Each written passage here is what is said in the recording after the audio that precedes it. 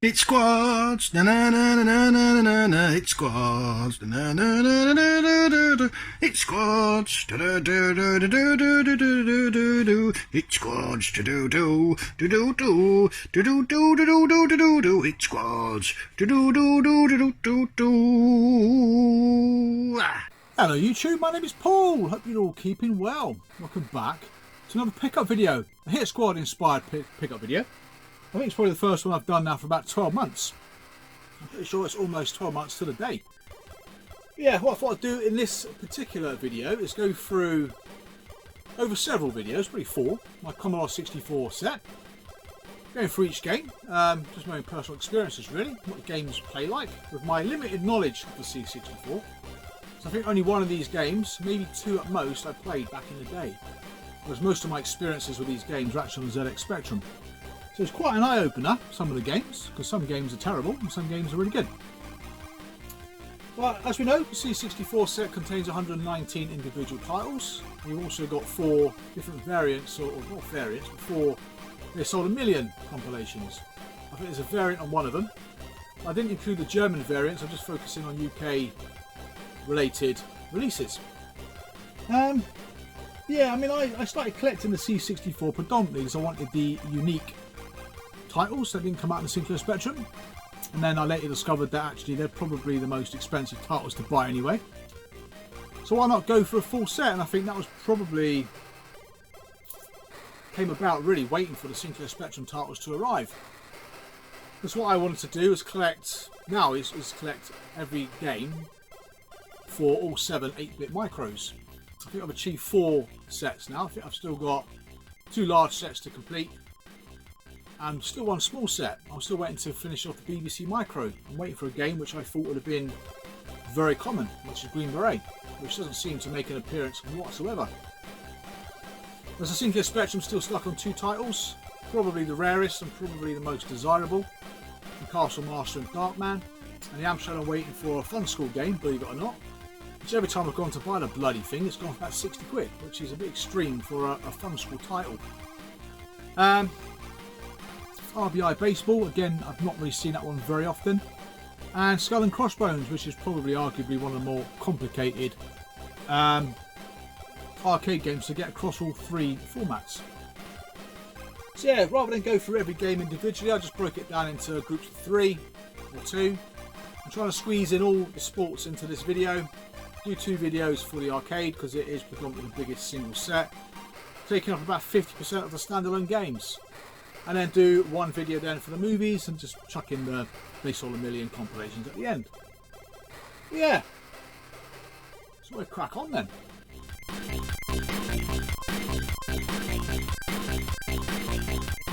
So first up we have the Fun School series, 3 games. Again the same 3 titles appeared on all 3 formats. Now generally on the C64 these do come up quite often. Apparently not on the Amstrad.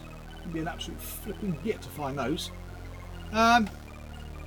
What you'll find along the way is the inconsistencies when it comes to the spines. Most of the spines are fine, but every now and then you'll get a random one. For example, the first Fun School game's green, then you got another green, you got a blue, but when you actually look at the front, bloody red. So I'm not sure if this was the first release. I can imagine it might have been for the under 6s. It's kind of got a red sash if you like, green side. These I've never loaded up, and I can imagine these would have been relatively popular for parents buying their child an 8-bit micro and chucking in a few educational titles. For me personally, I've never ever used one of these. Again, C64 wise, you probably wouldn't be expected to pay more than a £5 each for these games, and in most cases you probably pay a couple of quid all in. Because the next one is the Fun School 2, for 6 to 8 year olds. Again, green front this time. That's pretty spot on with a green spine. And then finally you've got Fun School 2 for the over 8s. Blue front, blue side. So yeah, not quite sure what happened there. They're pretty cool though, I've got to say. They're nice having the collection, but again, they're items that will never ever be used.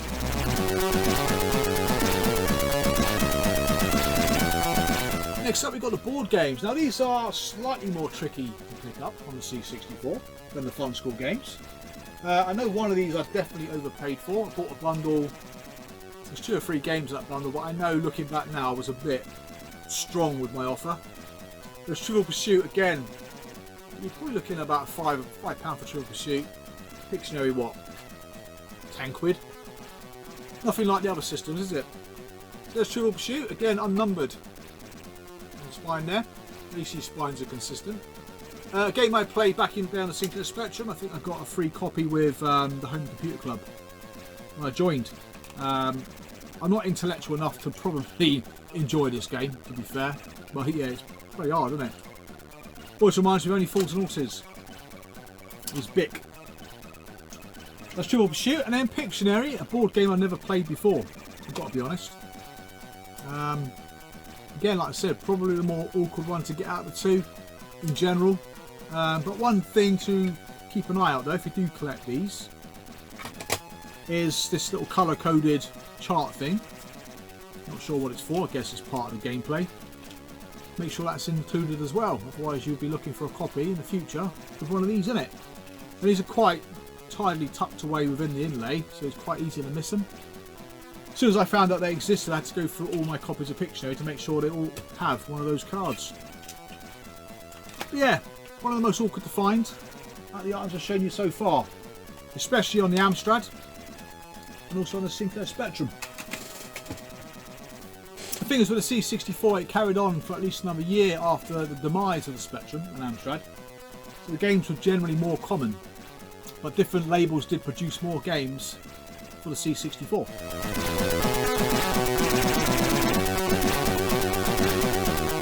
So next up we got 3 games. Now one of these titles is a game I played back in the day and loved it, I've got to say, really did like it. And that first one is Daley Thompson's Decathlon. Yeah, I did love that. I mean, if you look at the spine, it is missing the Commodore 64 up there. All the systems are denoted by different colours. But yeah, this was 2-player, I think, on the C64. Or was it? I can't remember. I know when you play the track events, there's 2 people. So yeah, let me know if it is 2-player. I've never played it 2-player myself, but I'm pretty sure it was. Whereas the Spectrum version, I don't think it was it? But yeah, really nice game. Again, cheap as chips. One of the more better value for money games you can pick up. Another interesting note as well, you might not know, is the Hitswell games generally had the whole punches there, the pins. Whereas you buy Kicks games, for argument's sake, they don't. And sometimes you pick up a Kicks game with bloody these pins in them, with damaged spines in. So yeah, they usually come like that. So if you get a case that has no pins, generally it's the wrong case. And they're always clear as well. So sometimes you'll find them with black backs or yellow backs or red backs or whatever they decide to put on them. But yeah, brilliant value for money. But number 2 is another game of equal entertainment, and that's Yer Kung Fu. And the C64 version, I was pleasantly surprised because it's bloody really good. Tough, can't get past the pole, dude. Here's a flipping git, isn't he? Again, my memories stem from the Sinclair Spectrum. Again, cheap. They are cheap. You would expect them to be cheap, being the earliest games in this particular set. But 2 games I would certainly recommend picking up, full price or budget, but cheap either way. And the final one in this set wasn't released on the Sinclair Spectrum, but did come out in the Amstrad, and that's Match Point. Sinclair Spectrum got Konami Tennis. It's an okay tennis game. Surprisingly decent for when you look at the graphics. The graphics are very basic. Pretty sure it was released by Scion on the Spectrum. May have been released also on the Amstrad and Commodore by Scion. But I don't know why it didn't come out on the Spectrum. Maybe the Spectrum version is horrendous. Now this is probably a little bit more difficult to find than those 2. Bearing in mind the game itself, I couldn't imagine sold particularly well. But again, you wouldn't expect to pay more than a couple of quid for Match Point.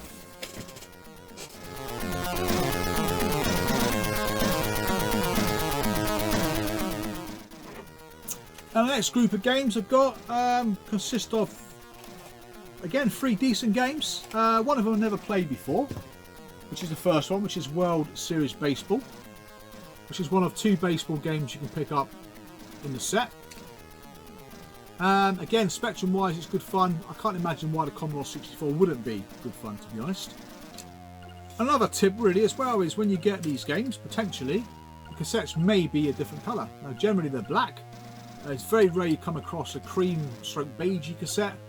I don't believe I've ever seen any other different colours than that. I know on floppy disks on the Amiga and that you can get like green discs, pink discs, all kinds of stuff, but yeah, I've only ever seen 2 colours I think on cassette, but they predominantly are black. I know there's collectors out there who kind of get excited about stuff like that, but I've not really been too fussed. I'm pretty sure I don't have anything other than black cassettes on my C64. That's number 4 again, a couple of quid for that. I did find with the C64 collection generally the games are cheaper, but I was also quite surprised with most Amstrad games being cheap, especially ones that cost a fortune on the Spectrum, but you can spend a fortune too on the Amstrad because some of the games are bloody hard to find. Because I think the most expensive games probably reside on the C64 generally. That's only about 2 or 3 of them. Hypersports is number 5, again a brilliant game. Love this on the Spectrum. It's got far less events in it than I remember. The C64 version is just as playable. Like the cheeky little wink the guy gives you when you complete a level. It's quite sweet really. That's number 5. Again, brilliant game. The events on it like archery, swimming, clay pigeon shooting and stuff like that. So it's a bit different to Dave Thompson's Decathlon. Again, cheap as chips. Some of these early titles are brilliant. I've got to say, great value for money. And the next game, again, I think I enjoyed this more on the C64 than the Spectrum, and that's Ping Pong. I seem to get the hang of it better on here. And it hasn't got the horrendous beeper chip sound. But yeah, good fun. You only see the perspective as the bat. But once you get used to the controls now, it's good fun. Again, cheap and cheerful. That one's a little less common, but it's still a couple of quid.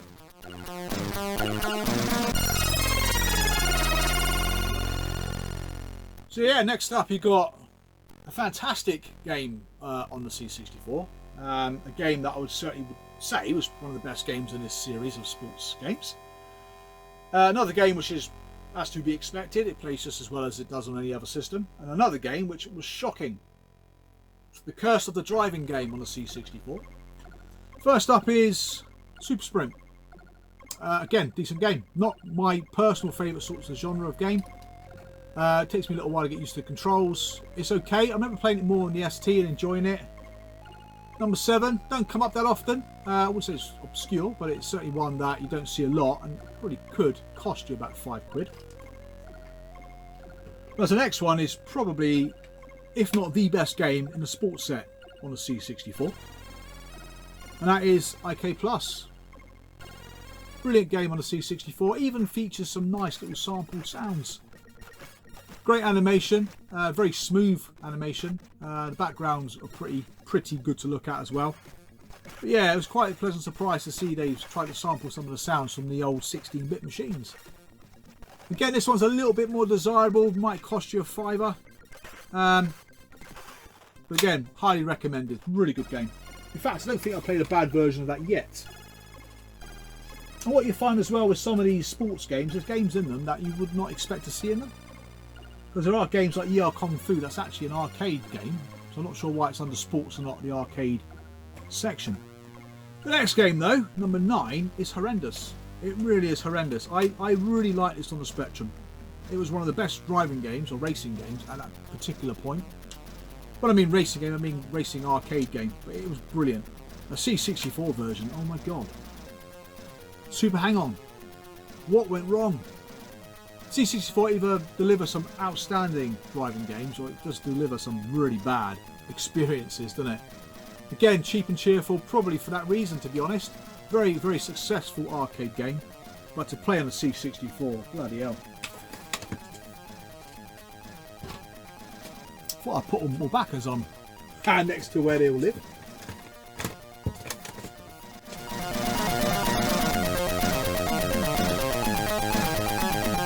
Right, the next 3. I'll do them all in groups of 3 until I get to the last 2. What we got here then? Another one of those games that should really live under the arcade banner. A game that tried to be like Hypersports and kind of missed the mark. It wasn't bad, but it wasn't great. and a game I've not played before on a C64. Again, another Sinclair classic. First up's Daley Thompson's Super Test. Another common, another cheap and cheerful game. I think they got a lot of inspiration from Hypersports for this. Again, it's not games that you would associate Daley Thompson with, so track and field and stuff like that. It's more to do with, I think there was diving, weren't there? Gymnastics, diving, shooting, stuff like that really, but probably a load of sports that Daley Thompson has never been associated with, to be fair. But again, it's okay. It is alright. Joystick waggling pain. Again, this shouldn't cost you more than a couple of quid all in. And then we have another arcade game, Shaolin's Road. Can't get to grips with this on the C64. Not sure if it's because it's got bad sprite detection. But you're trying to kick somebody and you lose some energy. I don't know what's going on, to be fair. There's a Spectrum version. I was quite surprised it's not a bad game. Again, it's just getting used to the system, isn't it? Because I think the Commodore 64, because the animation, not the animation, the sprites move so silky smooth. I'm just not used to that juddery sprite detecting mess on the Spectrum sometimes. So sometimes, yeah, it's a bit slip-slidey on the C64. Yeah, Shaolin's Road, probably, what, 3-4 quid? Again, doesn't come up that often. But yeah, that's number 11. And then we got another Spectrum classic, quite a slow-paced football game though on the Spectrum, and that's Matchday 2. Never played it on the C64. If it's any good, please let me know in the comments below. But yeah, another one, cheap and cheerful, number 12. You wouldn't expect to pay more than a couple of quid for that.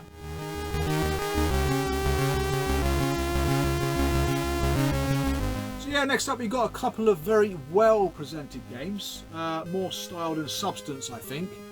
And one that is, again, the curse of the Commodore 64 driving game. A game that on the Spectrum was absolutely phenomenal. The C64, oh my god. I don't know how many times I've got to say oh my god for the C64. Bloody hell. First up is Daley Thompson's Olympic Challenge. Again, presentation wise, it really looks good. It really does. It's a bloody tough game though.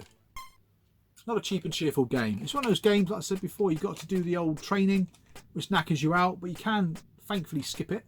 Then you've got to select a particular trainer, which might or might not aid you in the events. I don't know if it actually does that or not. I assume it does. But it doesn't tell you what the trainer is. It could be for high jump, it could be for long jump, it could be for sprint, it could be for anything. So unless you've got to refer to the instructions every 5 seconds, I don't really understand the point of it. The actual events themselves are bloody hard work. I find them bloody chore. Like, in terms of presentation though, it's brilliant. It really is. The next up, again, like I said before, it's got great presentation as well. Brilliant music. I'm pretty sure it might be Jonathan Dunn, but I do love the tune. That's number 14. That's Run the Gauntlet. Based on quite a popular TV series from the 80s. We're doing driving around in all-terrain vehicles and boats and doing like some event where you're crossing the water and I can't remember what it's called actually. Something NAM event. I can't remember what it's called. But yeah, it's okay. Again, quite lackluster, but again, great presentation. Cheap as chips again. You always find with sports games generally, don't you? They're generally quite cheap. And this one was an abomination. It really was. Love this game on the Sinclair Spectrum. Where Clemens, number 15. Very disappointed with this, gotta say. I played this some time back doing an Ocean video, but yeah, I was disappointed with it. The Amstrad and Spectrum versions are brilliant, but that, yeah, leaves a lot to be desired. Again, cheap and cheerful, couple of quid.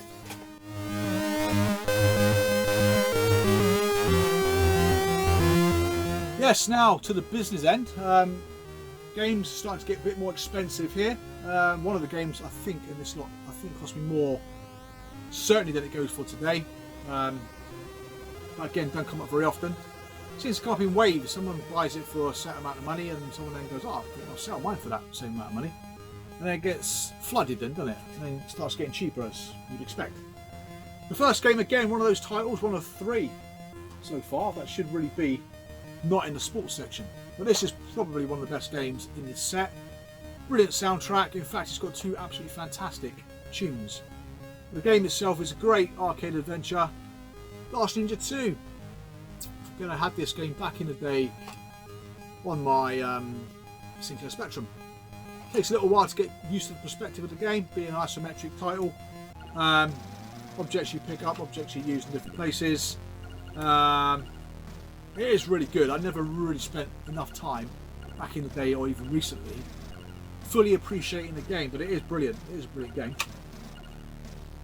Again, this one's more desirable, between 5–10 quid. Can go a little bit more, but again, don't see it as often as you'd expect for a game that's done very well on the C64. And the next one, like I alluded to just now, this one cost me about 80 quid, I think. There was about 3 or 4 titles around at the same time for sale, going for similar prices, but nowadays you wouldn't expect to pay more than 50 quid for it, I would say. And that's Skate Wars. Yeah, single most expensive sports game I paid for on the C64. I got it very cheap on the other 2 systems though.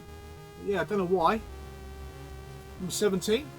I remember seeing this one reviewed in magazines back in the day, and I forgot completely all about the game until I played the Spectrum version, and then remembered the reviews it got. It's a great 2-player game. I haven't played it on the C64, which is a shame. But yeah, it's a really good game on the Spectrum. Let me know in comments below if it's any good on the C64. But again, you'd have thought I'd have given this a go, wouldn't you, being the most expensive game I paid for in this set. And the next one, again, quite a difficult one to find on all the platforms. A game released by Ubisoft, which is Pro Tennis Tour.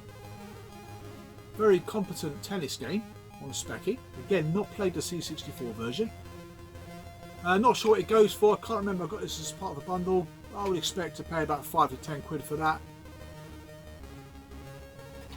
It is quite a difficult game to find.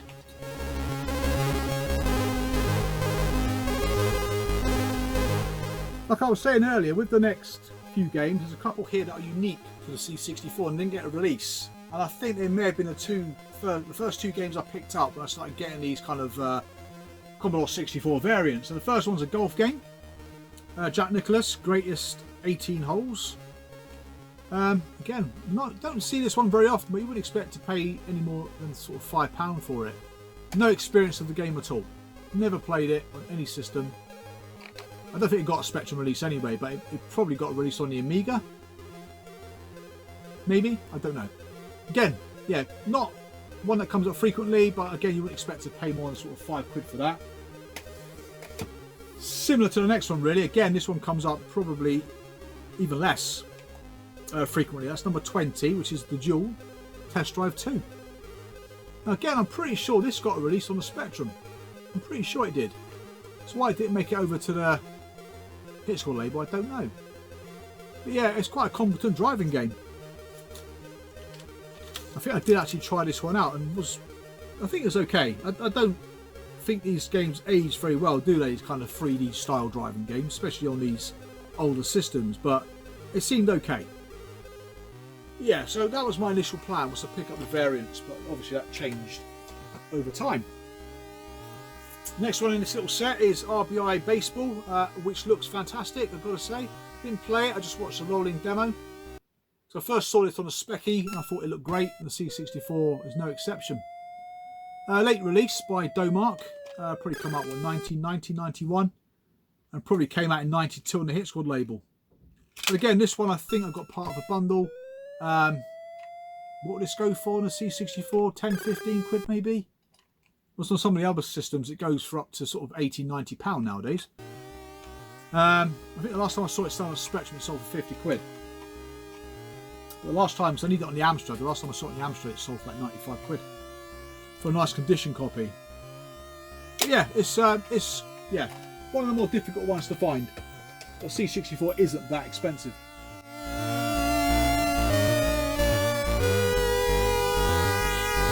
Right, the final 2 games, and again, one more is unique to the C64. The other one can be a bark to find on the Amstrad and the Spectrum. It really can. One of the first games I bought on the Spectrum, the Amstrad version, was given to me at a great price by a fellow YouTuber. Whereas this is Wwf Wrestlemania Number 22. Now again, a bit of rebranding stuff. It made the hit score label smaller. Not sure if that was not to obscure the artwork, I don't know. But I know this and The Simpsons is like that. Not quite sure why. Again, this doesn't look great on the C64. I wasn't overly impressed with it, I've got to say. I think I preferred the other two 8-bit systems compared to this. Again, C64 though, this goes for a lot less money than it does on the other two systems. Probably looking at about £10–15 for that. Whereas on the Spectrum and Amstrad, I mean, it goes for a lot more. But again, like I said before, the Commodore 64 had an extended life. So some of these games are quite reasonably easy to find. Whereas the next one is slightly more difficult. I think I picked this up as part of a bundle. Maybe paid about 50 quid for the bundle. Something like that. I'm pretty sure I offered the guy that and he accepted. It came with other games that I needed as well for other different C64 sets. And that's WWF European Rampage. So yeah, this came out obviously full price as well on the C64 under the Ocean label. Probably a little bit more easier to find than the budget re-release of it. So I'm not sure if this came out, what, 93 on the Hit Squad label. So one that doesn't come up very often. Out of the tough games to find, like Lethal Weapon, Hook, probably comes up as often as, say, Hook, to be honest. But yeah, it goes for substantially less. So yeah, this game, again, like I said, I picked up a while ago now. And the sports collection part of the Hit Squad set on the C64 was the first set I completed. Because I found the sports set relatively easy as well on the Spectrum, but the Amstrad is a different story. Bloody hard work. So yeah, I hope you enjoyed that video. I tend to make 3 more like that for the C64. When I eventually do or complete the Amstrad collection, I'll do something similar with the Amstrad as well. But yeah, my initial mission really was to collect for the Sinclair Spectrum, but it's simply just dried up. Simply has dried up. So yeah, thank you very much for watching the video. Thank you very much for subscribing. Take care of yourselves. Bye for now.